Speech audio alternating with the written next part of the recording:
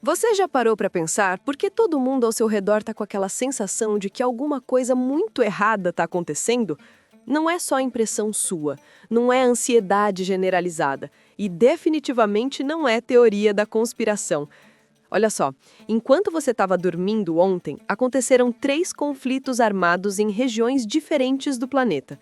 Enquanto você toma café da manhã hoje, milhões de pessoas estão sem saber se vão ter o que comer amanhã. E enquanto você assiste esse vídeo agora, a economia global está literalmente derretendo. E ninguém parece ter resposta para isso. E sabe o que é mais assustador? A maioria das pessoas está fazendo de conta que tudo isso é normal, que sempre foi assim, que é só mais uma fase. Mas e se eu te disser que existe um livro escrito há quase 2000 anos que descreve nos mínimos detalhes exatamente o que você está vendo acontecer agora? E se eu provar que cavaleiros simbólicos, catástrofes naturais impossíveis de ignorar e uma sequência específica de eventos já estavam todos mapeados, esperando apenas o momento certo para se manifestar? Olha, eu sei que parece loucura, eu sei que sua mente racional está tentando achar uma explicação mais científica, mais razoável, mas responde uma coisa com sinceridade. Quando foi a última vez que você viu tantas coisas ruins acontecendo ao mesmo tempo, em escala global, sem nenhuma solução real à vista? Pois é. E o pior, ou melhor, dependendo do seu ponto de vista, é que isso não é nem metade do que ainda está por vir. Porque João, lá na ilha de Patmos, não viu apenas notícias ruins. Ele viu o plano completo. Os 7 selos sendo abertos, um por um, revelando camadas de julgamento que farão até os mais poderosos do mundo se esconderem em cavernas, implorando para morrer. Mas aqui está o detalhe que todo mundo ignora, e é exatamente por isso que você precisa prestar atenção nos próximos minutos. No meio de todo esse caos profetizado, existe uma saída, existe proteção, existe salvação garantida, só que ela não está onde a maioria das pessoas está procurando. E o tempo para descobrir isso está acabando mais rápido do que você imagina. Quando o assunto é o fim dos tempos, muita gente prefere desviar o olhar, como se ignorar a realidade pudesse adiá-la. Mas a verdade, aquela que incomoda e sacode a alma, é que a Bíblia não deixa margem para dúvidas. Haverá um dia de acerto de contas. Deus, na sua justiça perfeita, derramará sua ira como julgamento sobre uma humanidade que escolheu viver de costas para Ele. Não é questão de se vai acontecer, mas de quando. E para quem acha que isso é papo de fanático, basta abrir o livro do Apocalipse e ver que João descreveu tudo nos mínimos detalhes, como quem testemunhou algo tão assustador que mal conseguia colocar em palavras. Agora, esse julgamento não vem de uma vez só, como um raio que cai do céu sem aviso. Deus, mesmo na sua ira, é estratégico e didático. Ele dividiu esse derramamento em fases bem específicas. Primeiro, vem os 7 selos. Depois, as 7 trombetas. É como se fosse uma progressão, sabe? Cada selo aberto revela mais um pedaço do quebra-cabeça do juízo divino. João, lá na ilha de Patmos, recebeu essa revelação e ficou encarregado de passar adiante. E olha, não deve ter sido fácil para ele processar visões tão intensas. Imagina você vendo cavaleiros sobrenaturais, estrelas caindo, montanhas se movendo. É o tipo de coisa que muda uma pessoa para sempre. A cena que João presencia no céu é de tirar o fôlego. Um anjo, daqueles com voz potente que ecoa por todo o cosmos, começa a proclamar uma pergunta que parece simples, mas carrega um peso absurdo. Quem é digno de abrir o livro e desatar os seus selos? Parece fácil, né? Mas aqui está o detalhe que faz a diferença. Não é qualquer um que pode abrir esse livro. Não adianta ter força, poder político, riqueza ou influência. Esse livro exige algo que nenhum ser criado possui: perfeição absoluta e justiça impecável. João olha ao redor, vasculha o céu, a terra, debaixo da terra, nada, ninguém aparece. E aí, pela primeira vez na visão, o apóstolo começa a chorar. Não era qualquer choro, mas aquele desespero de quem percebe que sem alguém digno, o plano de Deus não poderia avançar. Mas é justamente nesse momento de aparente derrota que surge a reviravolta. Um dos anciãos se aproxima de João e diz algo que muda tudo. Não chores, eis que o leão da tribo de Judá, a raiz de Davi, venceu para abrir o livro e os seus 7 selos. Imagina um alívio. O leão, símbolo de força e realeza, é Jesus Cristo. Ele é da linhagem de Judá, da descendência do rei Davi, aquele que Deus prometeu que teria um reino eterno. Mas aqui vem a parte que confunde muita gente. Quando João se vira para ver esse leão poderoso, o que ele encontra? Um cordeiro. Não qualquer cordeiro, mas um que parece ter sido morto, com marcas do sacrifício ainda visíveis. É como se Deus estivesse dizendo: minha força se aperfeiçoa na fraqueza, e minha vitória veio através do sacrifício. Quando Jesus começa a abrir os selos, é como se uma cortina fosse puxada, revelando o palco dos eventos finais. O primeiro selo é quebrado e, bum, surge um cavalo branco. Agora, muita gente vê um cavalo branco e pensa automaticamente em Jesus. Afinal, ele aparece montado num cavalo branco lá no capítulo 19 do Apocalipse. Mas aqui tem pegadinha, meu amigo. Esse cavaleiro do primeiro selo não é Cristo, é o anticristo. Ele vem com um arco, recebe uma coroa e sai vencendo. Sabe aquele cara que aparece prometendo paz mundial, solução para todos os problemas, unificação global? É exatamente esse perfil. Ele vai se apresentar como o salvador da humanidade, mas por trás dessa fachada de luz existe a intenção mais sombria possível: enganar e dominar o mundo inteiro. Mal o pessoal começa a processar o primeiro cavaleiro, Jesus abre o segundo selo. E aí, meu caro, a coisa desanda de vez. Aparece um cavalo vermelho, cor de sangue mesmo, e o cavaleiro que vem montado nele recebe uma grande espada e poder para tirar a paz da terra. Traduzindo, guerras. Não estamos falando de conflitinhos regionais, não. Estamos falando de uma escalada bélica absurda, onde nações se levantam contra nações, povos contra povos. Aquela falsa paz que o anticristo prometeu desmorona. As pessoas vão se matar umas às outras em massa. Pensa em todas as guerras da história combinadas e multiplica por 10. O terceiro selo vem logo em seguida, e com ele um cavalo preto. O cavaleiro segura uma balança na mão e uma voz anuncia preços absurdos.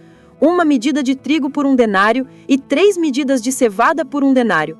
Para você ter uma ideia, 1 denário era o salário de um dia inteiro de trabalho naquela época. Ou seja, a pessoa vai trabalhar o dia todo só para comprar comida suficiente para uma refeição. Fome. Crise econômica devastadora. Imagina acordar todos os dias sem saber se vai ter o que comer, enquanto os ricos continuam protegendo o azeite e o vinho deles. Enquanto a terra está virando um verdadeiro caos com os 4 cavaleiros fazendo sua obra, Jesus abre o 5º selo e a cena muda completamente de cenário. João agora olha para debaixo do altar celestial e o que ele vê ali é de partir o coração. Almas. Não são almas quaisquer, mas dos que foram mortos por causa da palavra de Deus e por causa do testemunho que sustentaram. Estamos falando de cristãos que pagaram o preço máximo pela fé. Gente que preferiu morrer a negar Jesus. Pensa naqueles primeiros cristãos jogados aos leões em Roma, ou nos que foram queimados vivos, decapitados, torturados das formas mais cruéis possíveis. E não para por aí, inclui também os mártires de todos os tempos, até os da atualidade. Grande tribulação, que disseram não ao anticristo e perderam tudo por isso. Essas almas não estão quietas, não. Elas clamam em alta voz: até quando, ó soberano Senhor, santo e verdadeiro, não julgas e vingas o nosso sangue dos que habitam sobre a terra? É um grito de justiça, sabe? Não é vingança no sentido humano, mesquinho, mas um apelo legítimo pela justiça divina. É como quando você vê uma injustiça absurda acontecer e fica esperando o momento em que a balança vai se equilibrar. Só que aqui não é qualquer injustiça. É o sangue de pessoas inocentes derramados simplesmente por acreditarem em Deus.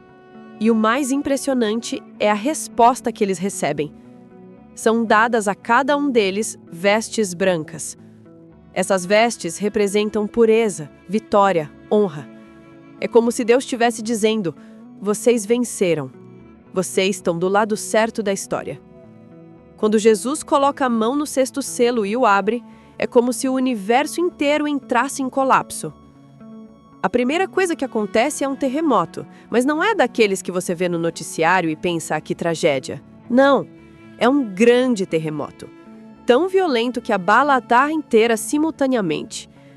Imagina o chão literalmente se abrindo sob seus pés, prédios desabando como castelos de cartas, cidades inteiras virando pó em questão de segundos.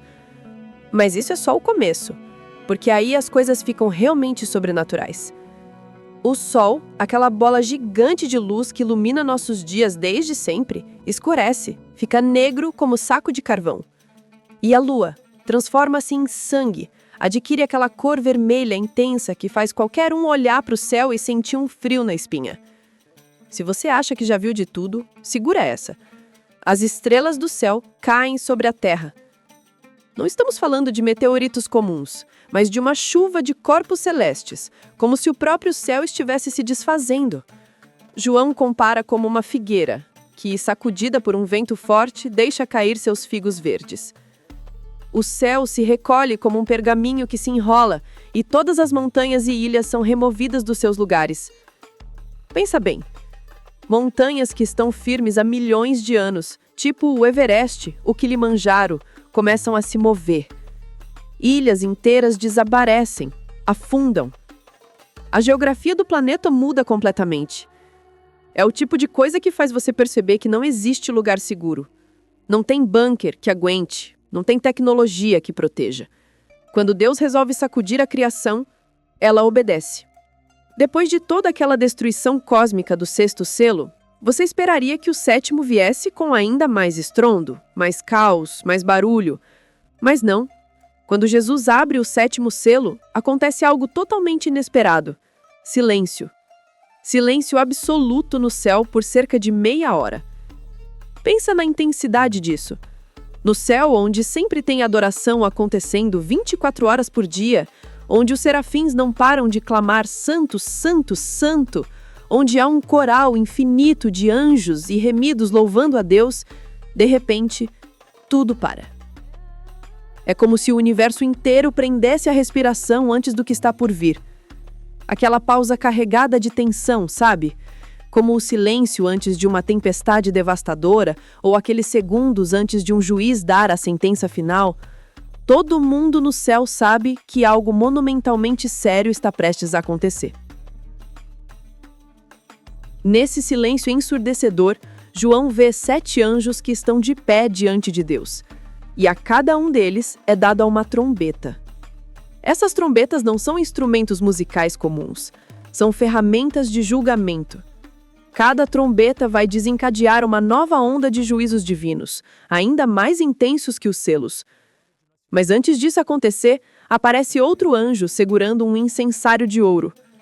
Esse anjo se aproxima do altar e recebe muito incenso para oferecê-lo como as orações de todos os santos sobre o altar de ouro que está diante do trono. A fumaça do incenso sobe com as orações, chegando até a presença de Deus. É um momento lindo em meio ao caos, mostrando que Deus não se esqueceu do seu povo, que cada oração foi ouvida e está sendo considerada nesse processo todo. E sabe qual é a parte mais incrível de tudo isso? Jesus, o cordeiro que foi morto, aquele que é digno de abrir os selos, ele ainda está estendendo a mão para você. Ele ainda está dizendo, vem, eu paguei o preço, eu venci a morte, eu posso te proteger do que está por vir. Mas essa oferta não é eterna. Aquela pausa entre os selos que a gente viu, ela existe, mas tem prazo de validade. Então eu te pergunto, o que te impede de tomar essa decisão agora? Orgulho? Medo do que os outros vão pensar? Achar que tem tempo? Deixa eu te contar um segredo.